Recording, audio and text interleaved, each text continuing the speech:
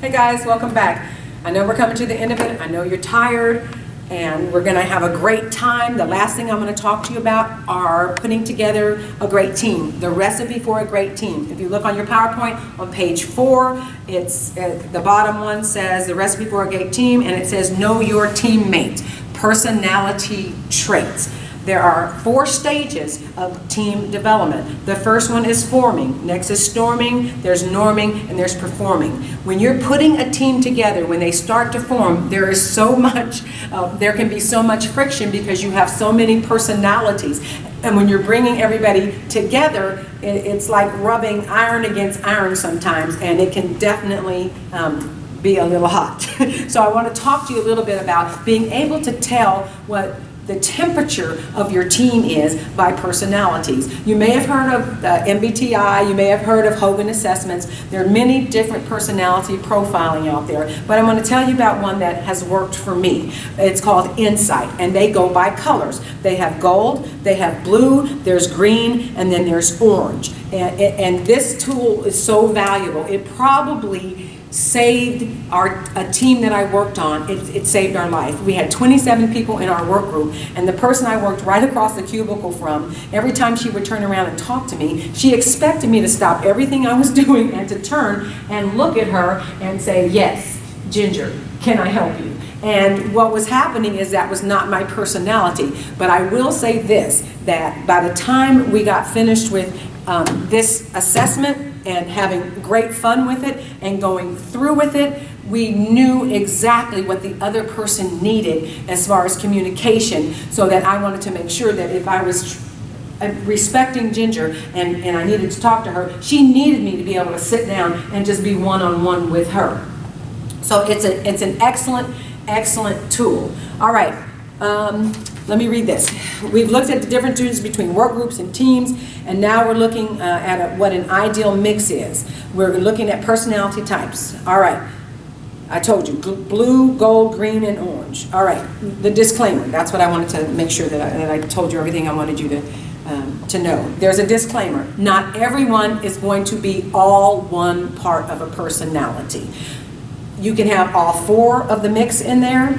You can have one real strong, you can have 2 and be equal, but it's a really good tool to help you. And when it's over, what I want you to do is I want you to guess what I am. Now, I gave you the paperwork before you left on break, and I gave you an extra long break because I wanted you to fill this out. So please put your papers down, roll them over, don't look at them yet, but I'm going to give you some information first, and then we're going to do an activity. All right. The blue personality, I said there were 4. The blue personality, and you like this, I have green, blue, orange, and the brown is supposed to be gold, since we don't have a gold. But the blue personality, these are people that are traditional, and they like to be around people. They're very sociable. They're charged by people, and they get their energy from people.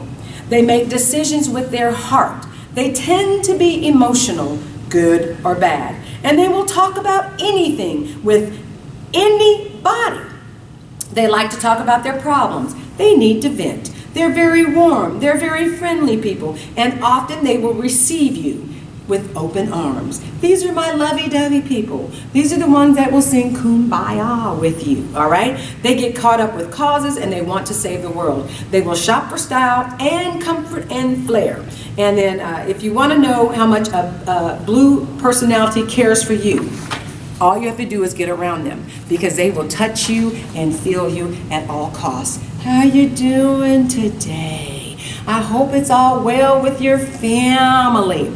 I told you earlier that I have children. Well, I have 7 children, and I have a million different personalities in that house.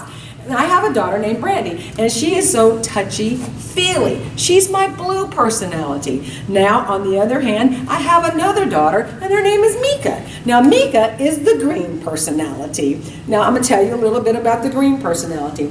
They're loners. They're worn down by people because most of the time they're introverts. They make decisions with their head and the data that they have. They're sometimes oblivious to people's emotions, and they will That Mika will come out and tell you, don't ask her, do you look okay? And you don't, because she's going to tell you the truth. No, you need to change that. And if your blue personality, who's all in their feelings and they think they're looking good, and then the green personality says, no, you need to change your clothes, Brandy's face will go down so far, she'll be like, I just really thought I was looking good today. So it's very interesting. Green personalities, a lot of them are engineers.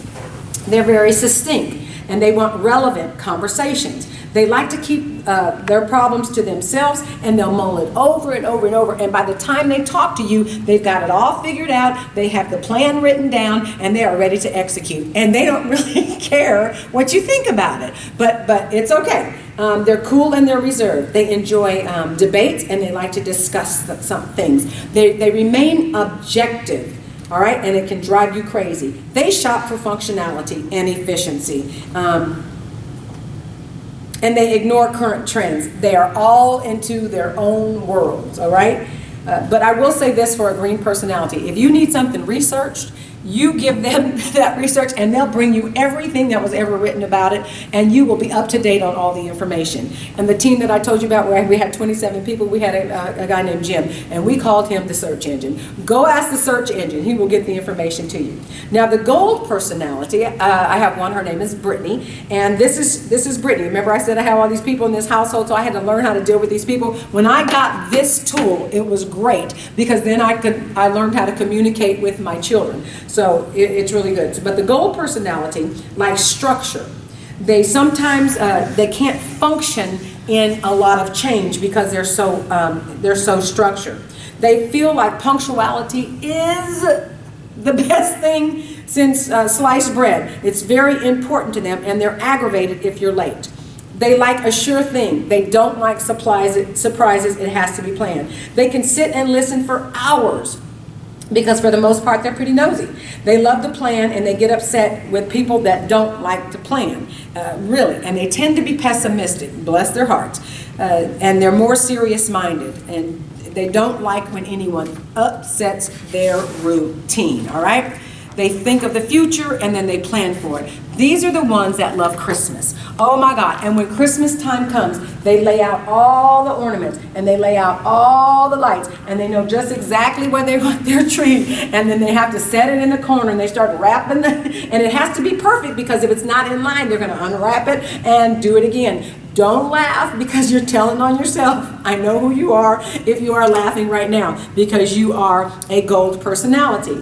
And then you have the orange personality. The orange personality is the one that loves to party. They love the freedom. They like unpredictable. They like to be spontaneous, and if it's unpredictable, they love it. They are not concerned with punctuality one bit. Those are the ones that are sliding in to the 1 o'clock meeting at 1:09 because they're going to be late, and it's going to be okay.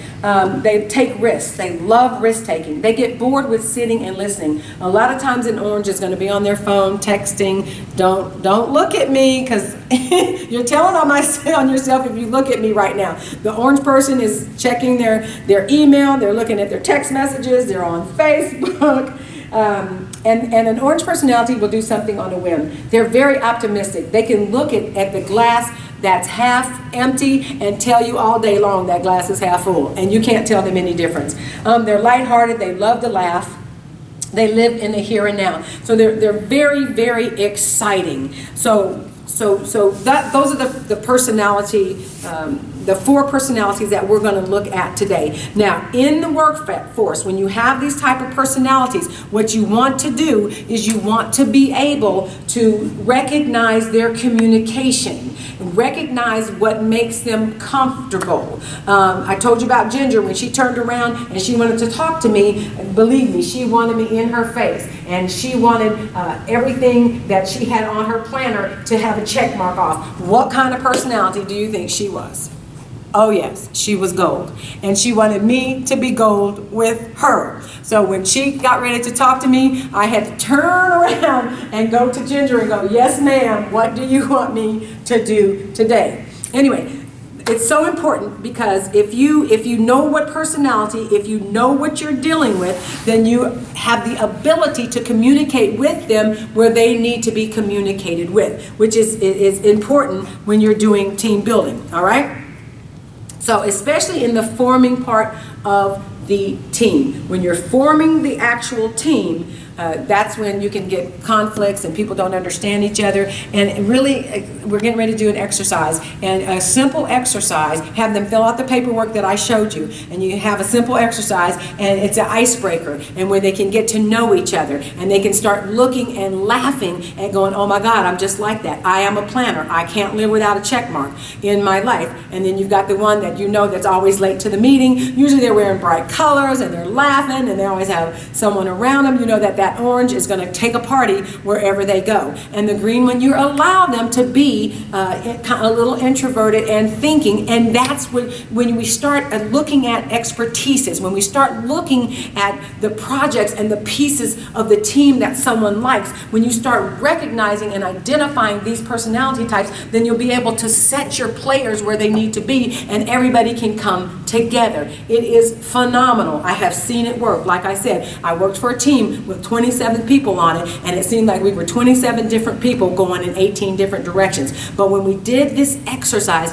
and we found out what the strengths were, where the weaknesses are, and that's what this exercise is going to do today. It's going to show you strengths of a personality, weaknesses of a personality, so that you know you don't take a green person and you don't make them over planning the party because they don't really want to go to the party in the first place. It is amazing. I have a picture that I'm going to show you later of our team at a Christmas party. And we had, everybody was together and they took this picture and we were all hugging and laughing and talking. And then you had Jim, who was green. And Jim was standing over there like this. And he was by himself. Now Jim was a beloved part of this team, but he was over there in the lone part, in this place. And it was hilarious because when we sent the team picture out for Christmas cards to everybody, I said, and there's the green, all out there by himself. But we loved him, but he was totally brilliant. So we gave him the researching of things, and he was an excellent writer, so he could put together curriculum like you would not believe. All right, anyway, let's go on.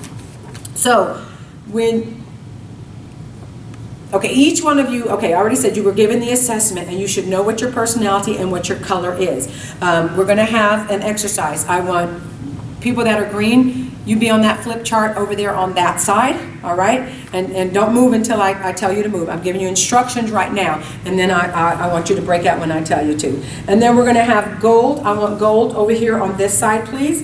And then blue, I want you all, no, I don't want you close to the door, blue, because you get too excited. So I want you, no, no, let's have the blue over here, because I need the blues to be able to be, I can have them under control. And oranges, I want you way, way, way, way, way in the back. And when we get finished with this exercise, we're going to come back and we're going to talk about relationship builders. We're going to say, what can you do to build positive relationships with someone who's green? The green person says this, to build a positive relationship with me, here's what's important to me. I want you to listen to my ideas.